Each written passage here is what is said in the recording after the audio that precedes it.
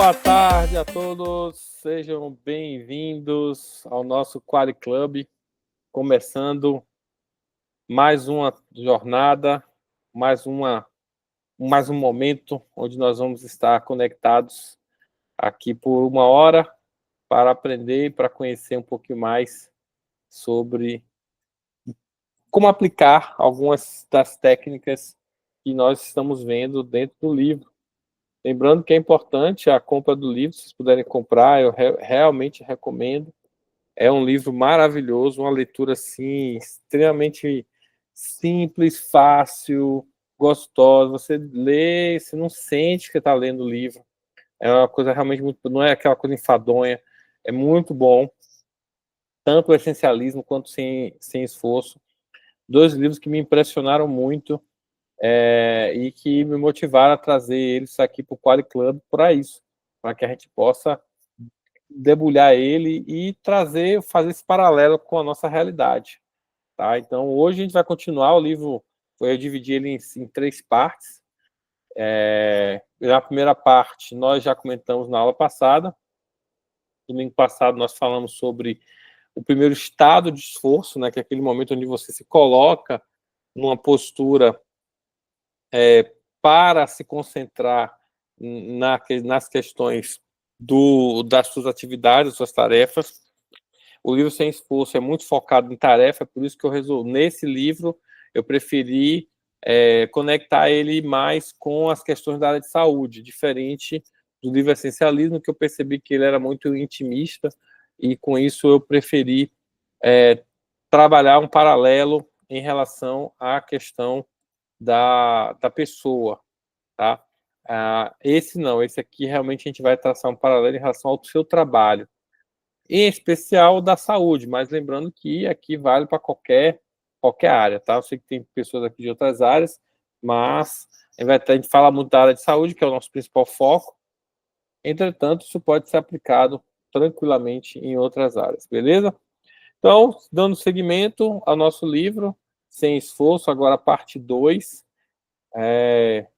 Ele agora a gente vai falar muito sobre a ação sem esforço, ou seja, como tornar o trabalho fácil.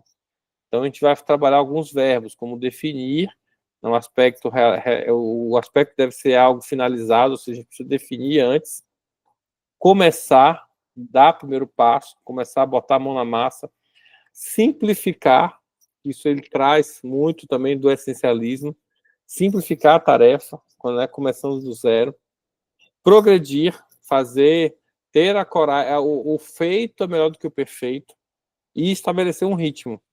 E aqui eu achei interessante nessa parte, quando ele fala disso, porque é uma filosofia que eu já praticava. Eu me reconheci muito nessa parte, porque eu sempre fui assim.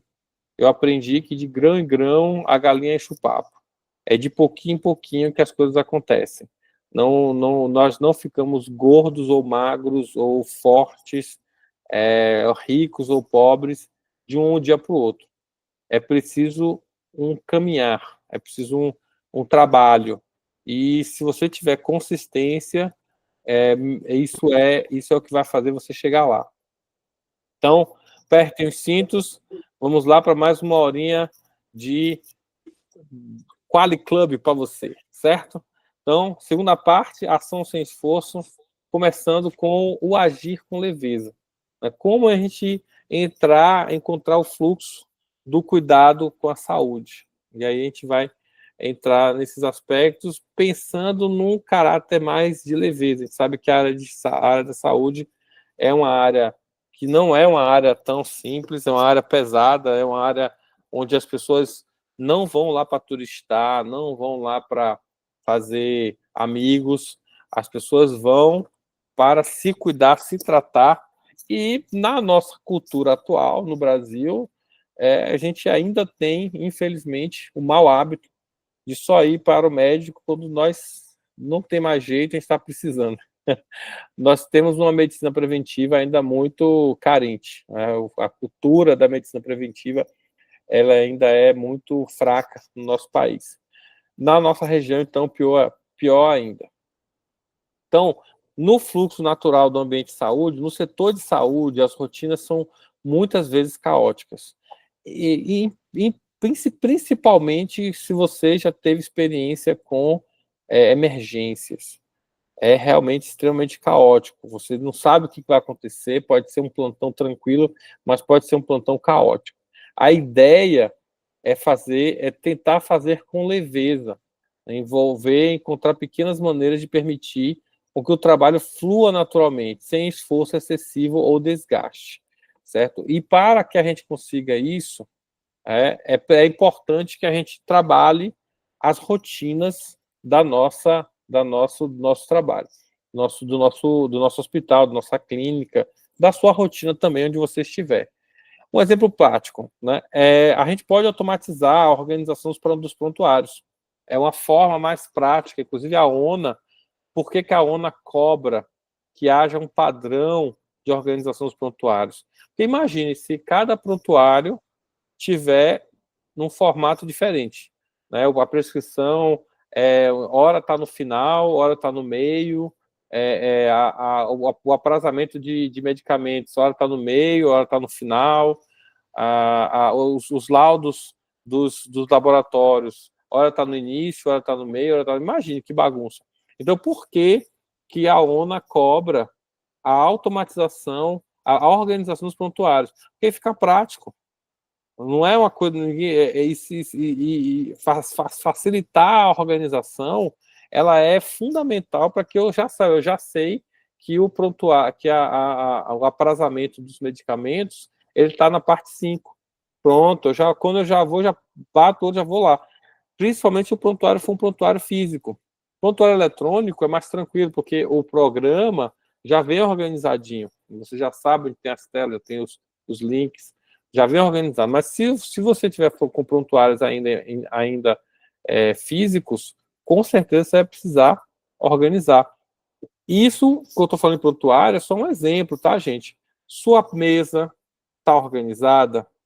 Você sabe o que você coloca na primeira parte, na primeira gaveta? Defina isso. Você precisa chegar no seu ambiente de trabalho a partir de amanhã e começar a montar os seus padrões. Porque quando você automatiza, você ganha tempo. Você vai ter um esforço inicial, mas você ganha tempo porque você já sabe onde é que estão as coisas. E aí tem uma outra prática que é muito salutar de se trazer, é o 5S. A prática do 5S, e aí eu recomendo que vocês, não vou falar de 5S aqui porque não vai dar tempo, mas tem muita coisa aí na internet, procura lá, programa 5S, censos do 5S, e você vai ver que tem lá todo direitinho, passo a passo, como você vai fazer. Mas, já dando um primeiro insight para vocês, uma das coisas que o 5S preconiza é que você faça uma análise do seu ambiente de trabalho, pode ser sua mesa, pode ser seu posto de enfermagem, pode ser sua casa, pode ser seu quarto, tá? Pode ser qualquer coisa. E faça uma análise crítica. Espera aí, mas para que eu quero isso aqui? Isso aqui serve para quê? Bom, precisa, não precisa? Mas não precisa. Então, tira. Tudo que você não precisa que esteja ali, tira. Coloque em outro lugar. Se isso é útil, mas eu não uso com muita frequência, bota longe. Tudo que você usa e que você precisa usar com muita frequência, você tem que trazer para perto. Essa é a lógica do 5S, uma das lógicas do 5S. Então, você precisa disso aqui para perto, então deixa ele perto. Ah, não, isso aqui eu não uso muito, então bota longe. Ah, isso aqui eu nunca uso, joga fora. Tá? O que você nunca usa, joga fora. O que você usa pouco, deixa longe. O que você usa toda hora, deixa perto. Papéis, documentos, que precisa estar tudo perto, veja locais onde você... Isso aqui eu vou arrumar nessa gaveta. Essa primeira gaveta aqui, eu vou botar meus relatórios, os prontuários, tal, tudo certinho. Nessa segunda gaveta aqui, eu já vou colocar os EPIs, as coisas que eu preciso. E detalhe, você pode inclusive etiquetar a gaveta. Olha que massa. Você vem aqui, ó, coloca a etiquetinha. Ah, vou botar a etiqueta disso. Aqui eu vou colocar a etiqueta que tem EPI. Você escreve o que tem nessa gaveta, tá? E isso vai fazer com que você tenha mais rapidez na hora de você executar a sua tarefa, porque você já bate o olho, já sabe. como você sempre coloca os EPIs na segunda gaveta, você já sabe que os EPIs estão na segunda gaveta, você já vai direto. Seu cérebro começa a se acostumar. Quando você padroniza o seu espaço, você começa a diminuir tempo de pensamento e mais agilidade de ação. Então, você ganha tempo, ganha alguns segundos, alguns minutos, que são fundamentais, às vezes, para salvar uma vida. Imagina você ficar procurando, meu Deus, onde é que está o ambu? Eu estou precisando pegar o ambu, e o ambu, não sei onde é que está. O ambu, para quem não sabe, gente, é um respirador manual, e você consegue fazer uma manobra respiratória em uma pessoa que esteja precisando. Então, cadê o ambu? Gente, o ambu tá, meu Deus, não, foi que peguei, não peguei, e o paciente está lá. Imagina que confusão. Então, óbvio que você tem que ter, por isso que a gente tem um carrinho de emergência, né? Carrinho de emergência já são já é uma prática para você tentar deixar isso já de uma forma mais rápida, de um acesso mais rápido.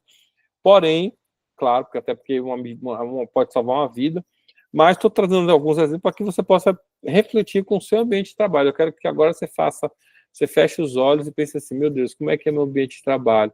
Minha mesa, né? Como é meu escritório, como é meu quarto, como é minha rotina. Então você vai pegar essas coisas e vai dizer assim, gente, e eu digo que a gente é muito acumulador, viu? A gente fica acumulando um bocado de coisa, um bocado de bobagem, que não usa. E aí fica ali, ó, tempo, ocupando um espaço que poderia ser de algo que você use com mais frequência. Faça isso na sua cozinha, faça isso no seu quarto, faça isso na sua no seu escritório, na sua mesa, faça isso no seu posto de enfermagem. Agora, quando forem espaços coletivos, trabalhe com os demais colegas, envolva-os para que eles também possam opinar, beleza? Então, faça um ajuste gradual dos processos, tá? Então, não fique... claro que muitas vezes não dá para a gente parar de vez um processo, não dá. A gente precisa realmente ter uma cadência nos nossos ajustes, mas avalie, de repente, aí na sua farmácia, você tem um remédio que sai mais vezes. Traga mais para perto. Mas não dá, mas não tem como fazer. Bom, mas faz aos pouquinhos. Surgiu uma vaga aqui nesse espaço que está mais perto. Peraí, vou pegar esses remédios que ficam aqui, que estão muito longe, que eu tenho que andar muito, está muito lá atrás. Eu vou pegar e botar mais para frente. Esse aqui eu uso muito.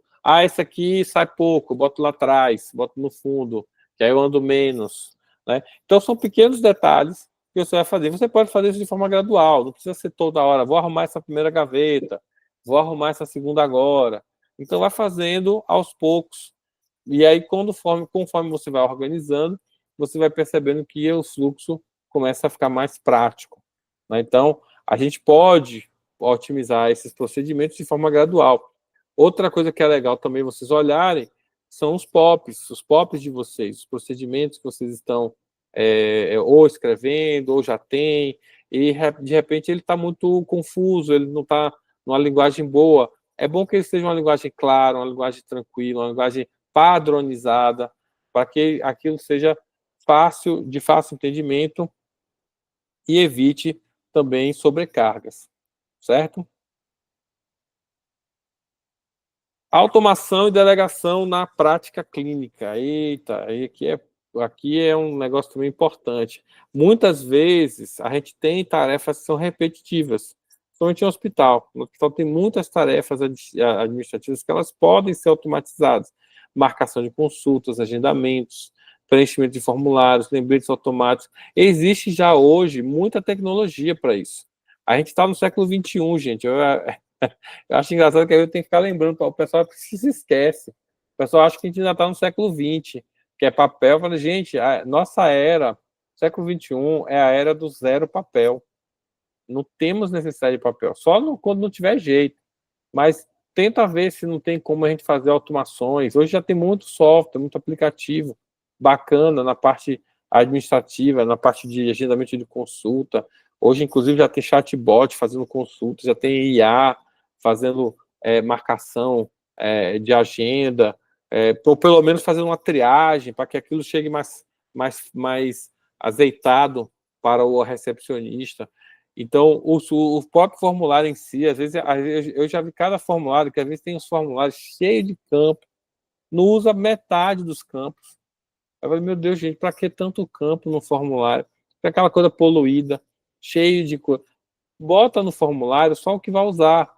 Se não usa, é um campo que eu peguei de tal lugar, achei legal. Tudo bem, a gente trazer um formulário de um lugar que você viu que é uma referência, massa, mas precisa todos aqueles campos, há necessidade mesmo, será que a gente não pode enxugar? Será que a gente não pode trazer para uma linguagem mais da nossa realidade? Então façam as análises críticas também de formulários. Às vezes o formulário tem um monte de campo desnecessário. Informações que, de repente, você só precisa de 2, 3 informações e ficar anotando um monte de coisa que ninguém usa. Se aquela informação ela não flui dentro do processo para chegar em algum lugar, virar um indicador, virar um registro que é importante, porque lá na frente, se der algum problema, o hospital, a clínica pode se precaver quanto a possíveis situações adversas. Tudo isso, aí, beleza, se realmente há essa necessidade, beleza, mas se não há, se é uma informação que está ali, que ninguém vai olhar, nunca mais aquilo ali vai ser visto, não tem nenhuma utilidade, não vai servir para nada, gente, tira essa informação do formulário. Não precisamos perder tempo com coisas que não têm utilidade, a gente já tem tarefa demais para fazer. Não há necessidade, e às vezes a gente fica criando um monte de formulário para anotar isso, anotar aquilo. Volto a falar, não estou falando que é para você sair deletando tudo. Veja se essa informação ela segue um caminho onde vai virar um indicador, às vezes é uma informação importante que vai virar um indicador em algum lugar do processo, ou pode ser que seja um registro que vai nos precaver de alguma situação adversa, ou é algum registro que é um histórico que é importante, de repente, para o plano terapêutico, ou para análise do desfecho clínico, tá? Então, essas informações, beleza, então a gente registra. Às vezes, na verdade, o que eu até encontro mais é subnotificação. As pessoas registram muito menos, na verdade. Até tem o campo ali, o campo é importante, a pessoa não registra. E aí, tá, o hashtag fica a dica para vocês, não, na qualidade, é proibido ter campos em branco. Ou você faz um risquinho, ou bota lá não se aplica, ou tira aquela informação dali, ou daquele campo, se ele não tem utilidade nenhuma, mas não pode deixar em branco. Escreve alguma coisa, mas escreva. Então, no seu formulário que você usa aí todos os dias, na sua rotina de trabalho, eles precisam estar 100% preenchidos. Não preencher significa que, ou eu não sei, é porque, como é que eu vou saber se você não preencheu? Porque você se esqueceu, ou porque não precisava daquela informação. A gente não tem como saber quando ele está em branco. Então, para a gente ter certeza de que aquela informação não era pertinente naquele momento, bota lá um não se aplica ou faz um risquinho, certo? Aproveitando que está falando de registro, rasuras também não pode, tá, gente? É melhor que você faça com calma e escreva com calma do que você fazer correndo e ficar rasurando. Também não podem ter formulários com rasuras. Formulário rasurado é não conformidade também na qualidade. É uma conformidade pequena, mas é uma não conformidade, porque você ali você não tem como garantir, assegurar a veracidade do registro. O que está realmente escrito ali? É um 8 ou é um 6? Então você não consegue, logo você tem pode ter um problema com relação a esse registro. Claro que eu estou falando de registros escritos, né? Mas registros em computador é a mesma coisa. O computador está lá, tela aberta. Está tudo em branco, tem que entender por que está em branco. Não cabe um não se aplica, não cabe não temos o registro, não temos a informação, ou aquela informação não é necessária. Se ela não for necessária, tira. Tá? Essa filosofia do 5S, que é a nosso foco grande nessa tarde de hoje, é você não apenas organizar, mas também questionar. mas será que precisa mesmo? Será que a gente pode fazer um outro uso disso? Né? Um exemplo prático, o uso de sistemas eletrônicos na saúde para atualizações automáticas de prontuário. Já existe isso, inteligência artificial já fazendo muita coisa.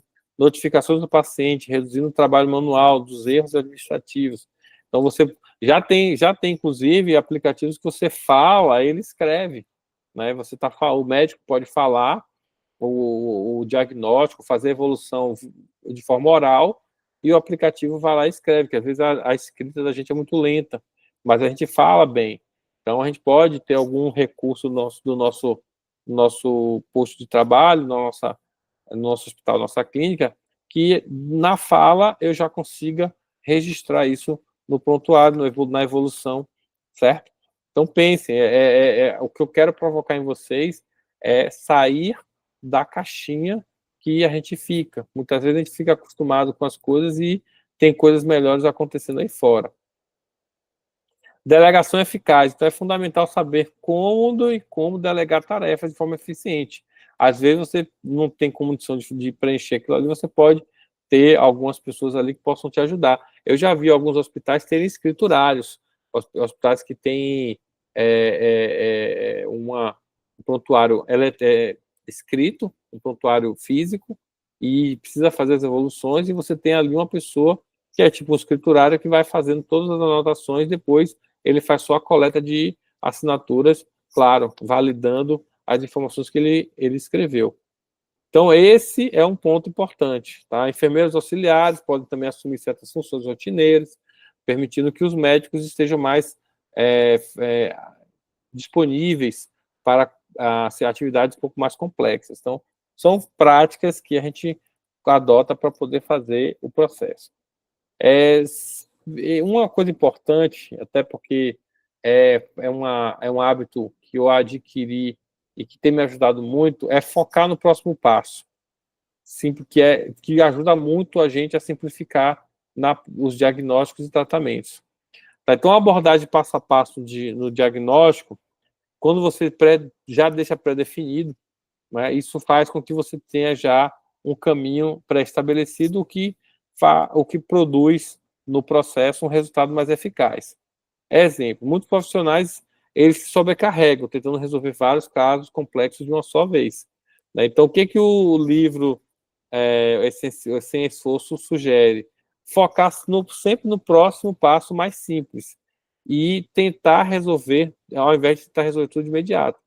O que você vai fazer agora? Eu vou fazer a ronda da minha UTI ou da minha enfermaria e eu vou focar nesses pacientes. Pronto. Foco no próximo passo. Esquece o paciente que está lá no outro hospital, ou então, de repente, você já viu de manhã, e foca nesse que está ali. Essa chavezinha de ligar e desligar, apesar de ela ser importante, ela também é perigosa. Porque você também tem que ter um sistema de que você não se esqueça das coisas. Então, o que é importante que você faça? Foca no próximo passo, mas não deixa de ter um tipo de checklist que garanta que você cumpriu com todas as tarefas. Eu gosto de fazer sempre o seguinte, eu tenho na minha agenda, no meu celular, e isso, inclusive, é uma prática muito conhecida em outras, também por outros, disseminada por outros gurus, outras pessoas que são também da área. Tem muita questão de gestão de tempo, também já vi muitos artigos falando sobre como fazer uma boa gestão do tempo. Nesses artigos, eles sempre preconizam que a escrita, né, tem muito estudo falando sobre isso, que quando você escreve as suas tarefas, faz uma listinha, isso faz com que seu cérebro fique mais livre para pensar em outras coisas, porque quando você fica preocupado em lembrar das coisas, porque você não anotou, você acaba ocupando espaço no seu tempo, do seu cérebro, que poderia estar sendo utilizado para outras coisas. E para o seu cérebro precisa ficar livre. Então, para você ter foco no próximo passo, seu cérebro tem que estar livre. Então, anote, coloca no papel. Né? Isso tem vários estudos falando sobre isso, não é uma coisa só minha. Eu aprendi na prática, mas tem estudos muito importantes falando sobre essas questões voltadas para o escrever, que libera a mente para você ter um foco maior. Então, escreva, anote, crie um bloquinho, um caderninho no seu bolso, deixa ali um caderninho que você possa fazer anotações, se você não esquecer, e deixa o seu cérebro livre para o foco no próximo atividade. Agora eu vou me reunir com minha equipe, agora eu vou cuidar desse paciente, agora eu vou preparar um relatório para a diretoria. Então, quando você estiver nesse foco, é importante que você não tenha sua mente encharcada de outras coisas, de outros pensamentos que possam te tirar do foco e fazer com que você tenha uma produtividade mais baixa, certo? Então, ao tratar uma condição crônica, por exemplo, focar na estabilização inicial do paciente antes de levantar intervenções mais avançadas é o fundamental. Então, o que é o mais prioritário para o próximo minuto? É esse que você tem que focar. Isso evita exaustão e melhora os resultados no longo tempo. Uma grande sugestão aqui é divida os grandes problemas em partes menores. Eu aprendi, e eu já vi isso também escrito também em alguns livros de gestão de tempo, onde você pode ter uma produtividade mais alta se você divide essas tarefas em etapas. Então, você pode montar no seu caderninho um plano de ação, ou então na própria estrutura de ter um aplicativo chamado Monday, que eu promovo ele dentro das implantações, dentro das empresas, onde é possível você quebrar as atividades em tarefas, em microtarefas, e o Monday ele faz esse trabalho de notificar as pessoas. Isso é muito bacana. Então, facilita, porque você tira do seu cérebro, tira o peso de estar lembrando daquilo ali, coloca no papelzinho, que ali você vai ter a gestão das suas tarefas. Pode ser no papel, pode ser no Monday, pode ser algum aplicativo, seu celular, enfim. O recurso é o de menos. O importante é que você realmente trabalhe uma estratégia para não deixar seu cérebro cheio de coisas na cabeça. Dizer não, que é uma coisa que a gente já comentou muito no Essencialismo, não poderia estar de fora, porque faz parte do processo mesmo de conseguir executar as atividades sem esforço.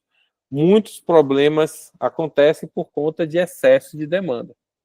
Então, profissionais de saúde, muitas vezes, enfrentam muitas solicitações. É o médico solicitando, é o acompanhante solicitando. Quem fica no posto de enfermagem ali, tem dias que sofre, porque é tanta gente correndo atrás de informação, e o pessoal vai em cima, às vezes, do enfermeiro, do técnico de enfermagem, que é o que está ali próximo, que é a pessoa que está ali fácil. E a gente precisa também saber dizer não, ou delegar para a pessoa mais apropriada. Então, saber dizer não é fundamental para conseguir reduzir sobrecarga de trabalho e, obviamente, liberar tempo e cérebro para o que é importante. Então, um exemplo prático: médicos e enfermeiros podem aprender a priorizar os casos mais urgentes e delegar tarefas menos críticas, como questões administrativas, a assistentes. Quando o volume de rotinas assistenciais ela começa a crescer muito, uma das coisas que eu sempre observo é o que dá para tirar do enfermeiro e do médico e transferir para algum assistente, um escriturário, que facilite e deixe a equipe médica, a equipe assistencial, com foco naquilo que é para ela realmente fazer. Esse olhar, nós, gestores, administradores, precisamos ter na área de saúde. Se você se você sobrecarrega seu médico, sua equipe assistencial, com tarefas que muitas vezes são administrativas e não estão relacionadas com a prática da medicina, a prática da enfermagem, e aí, claro, estou excluindo aqui situações de evolução de prontuário e outras coisas mais, você começa a tirar o tempo, esgotar o tempo, que é um recurso caro, com tarefas que não agregam tanto valor.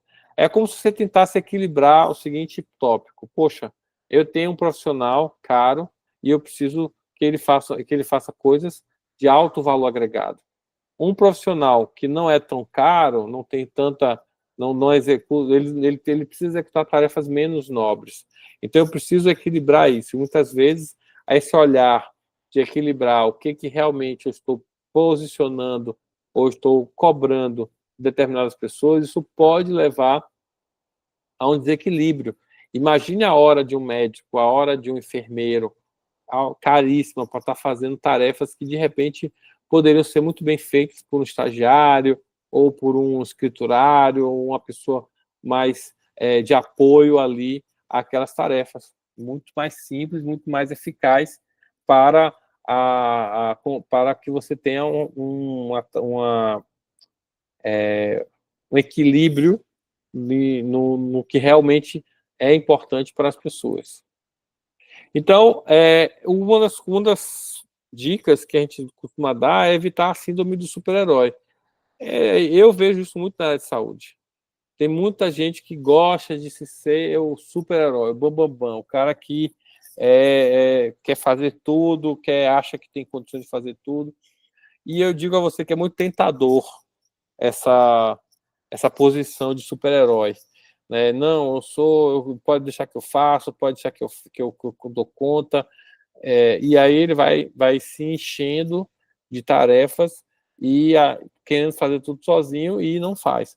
Outro problema também, que aí você precisa identificar na sua equipe, será que eu não tenho pessoas que têm dificuldade de trabalhar em equipe?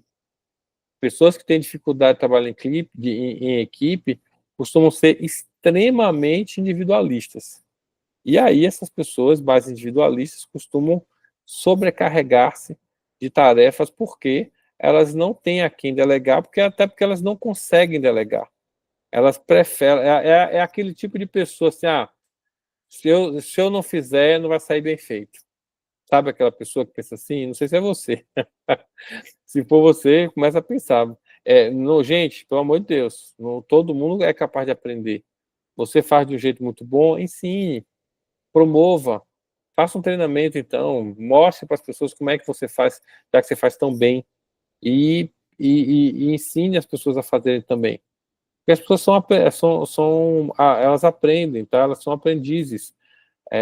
Hoje eu sou uma coisa, amanhã já sou um pouco melhor. Então, por que eu vou ficar segurando isso para mim? Divida, compartilhe, mostre para as outras pessoas, porque aí você consegue se aliviar também, né? Claro, obviamente, não é entregar a tarefa e abandoná-la nas mãos das pessoas. É óbvio que um bom líder, e eu sempre promovo isso, e também já vi isso em muita literatura que fala sobre liderança, que é um bom líder, ele precisa estar atento ao processo de entrega do resultado. Ou seja, em outras palavras, não adianta você delegar a tarefa, você precisa acompanhar ela também. Principalmente se forem tarefas novas que a pessoa nunca fez, ou tarefas complexas, que aí você também precisa de um acompanhamento. Se você pediu que aquele relatório seja entregue daqui a uma semana, daqui a 2 dias faça uma verificação com a pessoa, e aí, como é que tá? Deixa eu dar uma olhadinha, deixa eu ver como é que está sendo feito. Daqui a 4 dias, faça de novo. Vim ver como é que tá precisando de alguma ajuda, o que você já avançou, me mostra aí. E com isso você se alivia de não estar tendo que fazer tudo sozinho, cria em você também um senso de que há sim pessoas capazes de fazer essa tarefa, eu não sou o único, além de que você começa a formar novos líderes. Um bom líder forma novos líderes. Então, a prática de ensinar, ela sempre vai ser uma prática de formação de novas lideranças. Que você está ensinando, você está se posicionando como líder, mas você, apesar de estar, mesmo que você esteja ensinando algo operacional, aquela pessoa está te vendo como líder e ela vai te modelar. Ela vai começar, poxa, eu quero ser igual fulano, eu quero ser igual ciclano. E aí ela vai começar a te modelar. Então você começa a formar líder pelo exemplo. É o tal do arrasta para... Vamos arrastar pelo exemplo. Não é só você sair trabalhando um monte de seguidores, mas formando novos líderes. Eu nem gosto muito dessa coisa de seguidor. Eu acho que líder que tem seguidor não é líder. Eu acho que líder tem outros líderes com ele. Ele não forma seguidores, ele forma novos líderes. Então, fique atento, porque essa síndrome de super-herói é muito comum na área de saúde. Eu vejo demais. O ego é muito, muito exaltado em alguns casos. Então, ter essa cautela pode ser muito útil dentro do seu hospital, sua clínica, tá? Simplificando protocolo de procedimento. Isso aqui eu gosto muito, porque como eu lido com implantação de IONA, tem muito protocolo, muito procedimento, que precisam ser escritos. E, claro, a gente não vai simplificar ao ponto de fazer com que seja raso. Não pode ficar raso. Protocolo, procedimento, eles não podem ser rasos. Porém, eles não podem ser muito rebuscados. Então, a gente precisa achar o ponto de equilíbrio aí. Então, a complexidade dos protocolos médicos, ela pode ser reduzida para que se tornem mais fáceis de aplicar no cotidiano, sem comprometer a qualidade. Isso facilita muito, né, e reduz o esforço cognitivo, melhora a eficiência. Então, os protocolos clínicos, tanto os assistenciais quanto os médicos, eles precisam ter um olhar de como eu consigo fazer com que a informação seja facilmente localizada. Às vezes a própria estrutura do documento não dificulta o acesso. Criar o procedimento de uma forma lógica, isso ajuda você, inclusive, a encontrar a parte que você quer ler. Aí você vai começa o protocolo com a parte inicial, depois você vai com a parte do meio, depois vai para o final. Não, gente, rearruma. Isso tudo pode ser... É importante que o seu protocolo, o seu documento, ele tenha uma sequência lógica, uma sequência natural. Eu começo por aqui, eu vou por aqui, eu vou por aqui, aí concluo com a conclusão no final do procedimento. Parece óbvio isso, mas em alguns casos eu já vi isso ser um pouco confuso nas etapas trocadas ou faltantes. Então, olhe seu prontuário, ou seu protocolo, veja seu procedimento, analise com calma, leia de forma crítica e tente sempre observar nele se aquele procedimento que está escrito, se ele não tem ali um exagero, muitas vezes, em coisas óbvias. Eu sei que em alguns casos o óbvio é bom ser dito, mas será que essa frase ela é necessária? Ela está tomando espaço, ocupando, aumentando o documento de forma desnecessária. Você pode suprimir aquilo ali, certo? Então, revise as rotinas clínicas, elimine etapas desnecessárias, redundantes. Tem inclusive uma técnica muito boa, chama-se espaguete, que é você acompanhar um colaborador com um mapa, onde você tem assim, pega um posto de enfermagem. Digamos, você pega ali a parte de centro cirúrgico, internamento. Aí você vai acompanhando e você vai vendo quais são os trajetos que aquela pessoa está fazendo. E aí você vai ver, tem gente que no mapeamento desse descobre que anda 10, 15 quilômetros por dia dentro do ambiente, dentro do hospital. Já vi gente encontrar 20 quilômetros. O cara andou 20 quilômetros dentro do hospital, você acredita? É impressionante, porque vai para lá, vai para cá, sobe, desce. E, poxa, imagine todos os dias você andar 20 quilômetros. Não que não seja bom, isso é bom para a saúde, mas na saúde, no sentido de você fazer uma caminhada, mas em prol mas dentro do meio de trabalho, isso aumenta o seu estresse. Então, é importante que as rotinas elas sejam observadas para que o fluxo não tenha muito vai e vem, certo? Então, crie protocolos claros, simples, nada de coisa muito, muito rebuscada, com o básico, com o que é importante, o que é realmente necessário, com o que é essencial estar ali, certo? Coloque ali, facilita muito a adoção, facilita que as pessoas realmente pratiquem. Quando o documento é muito rebuscado, difícil, cheio de muitas palavras complexas, isso, claro, dependendo do público, você vai ter um protocolo médico. Para médico, tem que ser dentro da linguagem do médico. Se é um protocolo assistencial para a equipe de enfermagem, tem que estar na mesma linguagem da enfermagem. Se é um protocolo para a higienização, tem que estar na mesma linguagem da equipe de higienização. Então, se preocupe muito, porque a língua portuguesa é uma língua riquíssima, porém, ela te derruba com uma facilidade enorme também. Então, esteja atento a essas questões de consistência. Né? Isso você pode fazer reunindo a equipe. É muito bacana você trazer para o debate as pessoas envolvidas naquele protocolo. E aí, quando eu falo pessoas envolvidas, eu não estou falando apenas da equipe assistencial. Em alguns casos, talvez seja interessante trazer o paciente também para o debate. Ah, Danilo, eu posso fazer? Claro, não vai trazer qualquer um, mas às vezes tem um paciente ou outro assim que é um pouco mais esclarecido, que você já tem uma relação com eles. E isso pode ser trazido para o debate e, com certeza, ajudar na melhor forma de fazer o protocolo. E a ONA preconiza isso, principalmente no ONA 3.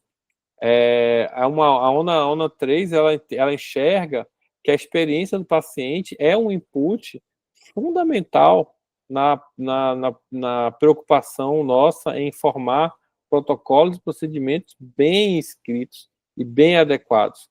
Se você não está sendo bom na assistência, isso vai refletir de alguma forma no paciente. Então, em alguns casos, dá para a gente adaptar determinadas práticas de forma que isso fique mais simples e mais bacana para o nosso paciente. E, obviamente, padronizar isso para que todos tenham acesso. Outro ponto importante, sucesso comum, colaboração e trabalho em equipe. Eu sei que isso para algumas pessoas na área de saúde é muito desafiador o trabalho em equipe, porque eu já vi muitas coisas do tipo, mas eu gosto de fazer assim, mas eu gosto de fazer assado, para mim funciona desse jeito, para mim funciona daquele jeito. O tal do superego, que em alguns momentos ele aparece.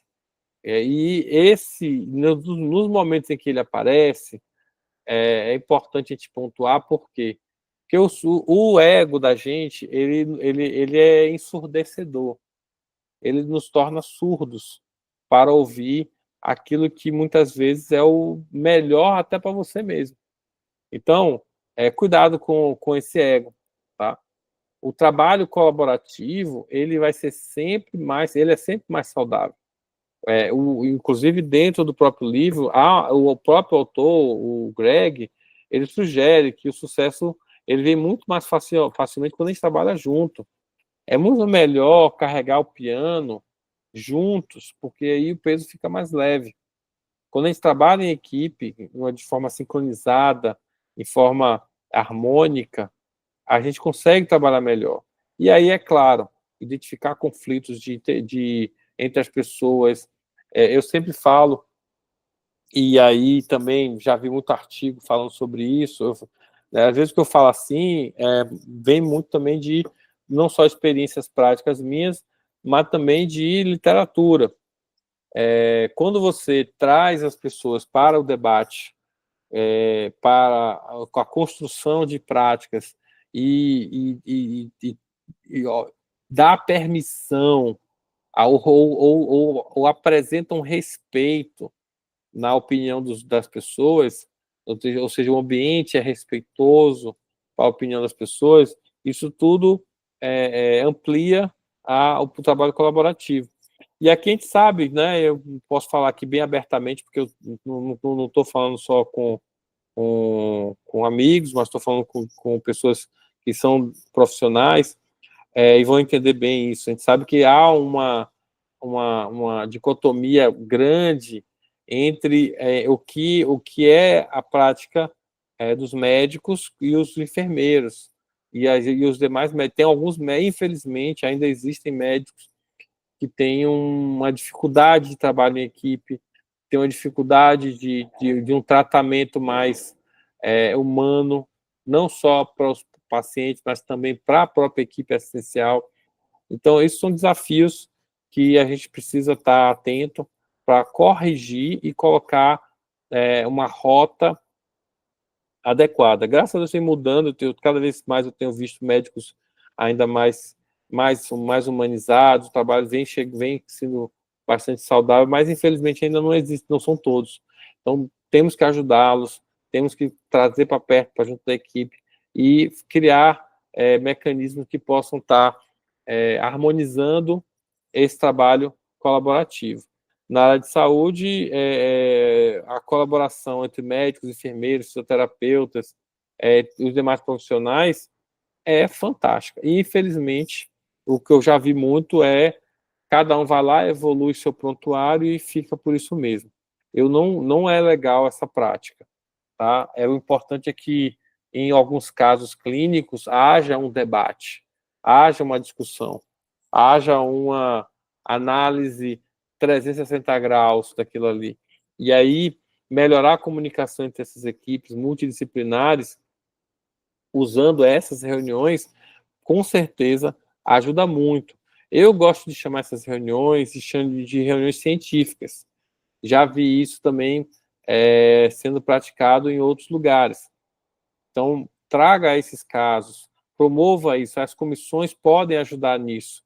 A comissão de núcleo de segurança do paciente, a comissão de núcleo, a comissão de revisão do prontuário, a comissão de infecção, todas essas comissões, elas podem e devem ser promotoras desse trabalho colaborativo, né, de unir as pessoas e fazer com que a gente tenha um debate mais franco e aberto entre cada um das pessoas que fazem parte da equipe multidisciplinar.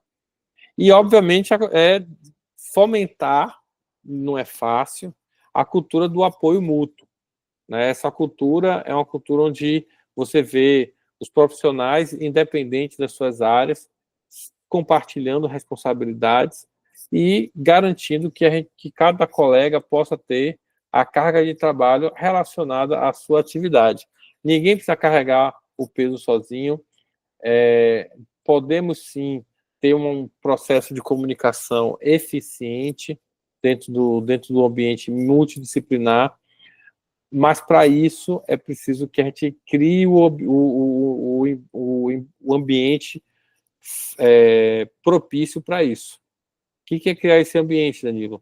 Estruturas como reuniões científicas, fomentar a participação do médico. Às vezes eu vejo o médico sendo muito isolado dos debates. A gente precisa trazer o médico mais para os debates, principalmente os debates de protocolo, trazê-los para a área da qualidade, aproximar eles da área da qualidade. A gente precisa fazer isso. Muitos lugares, eu sei que a dificuldade é grande, eles têm uma agenda desafiadora, mas a gente precisa ter essa atitude proativa de buscar aproximá-los da nossa realidade. Certo, pessoal? Então, concluindo nosso momento de hoje, né, a gente falou muitas coisas voltadas aí para as questões da saúde com relação a essa simplificação, a essa mudança, essa organização melhor do nosso ambiente de trabalho. Nós temos que, nessa segunda parte, né, ele traz muitas estratégias valiosas para que a gente possa otimizar o seu desempenho e bem-estar. É sempre importante que você, gestor da área da qualidade, administrador da empresa, se preocupe com o bem-estar das pessoas. Eu falo isso porque ninguém sai hoje em dia mais ainda, né, ninguém sai de casa querendo ser maltratado, ninguém sai de casa querendo voltar mais cansado. A gente quer sair de casa bem e voltar para nossas casas, para nossas famílias bem. Isso independe de profissão. Pode ser enfermeiro, pode ser o técnico, pode ser o médico, o paciente, o acompanhante, o administrador, não importa. Todos querem voltar ao bem-estar. Então, se isso já é um senso comum, por que não sermos promotores disso? Então, trabalhar um ambiente com bem-estar, que otimize o desempenho das pessoas, é algo que vai colaborar bastante com o crescimento do seu hospital, da sua clínica. Então, o menos é mais, gente. Essa é a filosofia que a gente tem que aplicar. Menos é mais. Olhe as suas rotinas, olhe os seus ambientes. Vamos pensar em ambientes mais limpos, mais clean. Procure automação, delegação, priorização. É possível aliviar a pressão e melhorar os resultados da saúde do paciente através de coisas simples. Não estou falando de coisas muito caras e complexas, não. Estou falando de coisas simples. Você organizar seu ambiente de trabalho, você aplicar um 5S, você reler seus documentos com um olhar de como eu posso simplificar esse processo, como eu posso tornar esse processo mais seguro. Também estava até comentando com uma pessoa que a gente tem que ter cuidado com as tarefas que a gente define para a gente, porque muitas vezes elas são tarefas que vão estar ocupando o nosso espaço de tempo, nosso espaço e tempo, mas com o resultado final, o que é finalmente. Então, às vezes a gente fica fazendo um monte de coisa e que, no final das contas, eu poderia ter feito essa mesma quantidade de coisas de uma forma muito mais simples e rápida. É por isso que esse debate coletivo, ele precisa existir dentro dos processos. Se sua empresa está passando por um processo de acreditação, está aí um ótimo momento para fazer isso acontecer. Se você já passou pela acreditação ou vai passar pela acreditação, não importa. Faça esse exercício. Menos é mais. Sempre vai ser mais. Então, observe o que você pode jogar fora, reorganize seus armários, sua mesa, reorganize seus procedimentos, para que tudo tenha, só esteja ali o que é realmente essencial, tá? Então, quando você simplifica esses protocolos, automatiza as tarefas e promove o autocuidado, você está tornando o seu hospital, sua clínica, muito mais eficiente, sem você perceber. Na hora que você tira, às vezes você tira uma tarefinha ali, ó, uma tarefa que você tá vendo ali que uma atividade, não, para que eu tenho que grampear isso aqui? Não, eu vou juntar com o clipe, isso é mais rápido. Eu vou um grampo, gente, pode ser substituído por coisas mais simples. De repente, será que eu preciso grampear mesmo? Será que eu não posso fazer a organização de uma outra forma, que seja mais rápida? Como é que eu consigo ganhar, às vezes, 10 segundos a mais? Isso no ano reflete em horas de trabalho a mais para as pessoas. E fora que isso vai gerar um bem-estar, porque ela não vai chegar em casa cansada, fatigada, ai meu Deus, não aguento mais, eu vou para lá, para aquele hospital, para aquela clínica, volto acabada. As pessoas estão saindo acabadas da sua empresa? Se sim, pelo amor de Deus, faça esse exercício, verifique. Claro que você não vai conseguir resolver isso de uma hora para outra, mas é óbvio que isso é um trabalho continuado, que vai ser iniciado e que nunca vai acabar, talvez. Porque novas tecnologias aparecem, novas práticas acontecem, às vezes você vê isso no artigo, alguém vem e te diz a você uma novidade, e você vai lá e implanta. Então, agora você tem que estar sempre atento a essas novidades que estão chegando por aí. Certo, pessoal?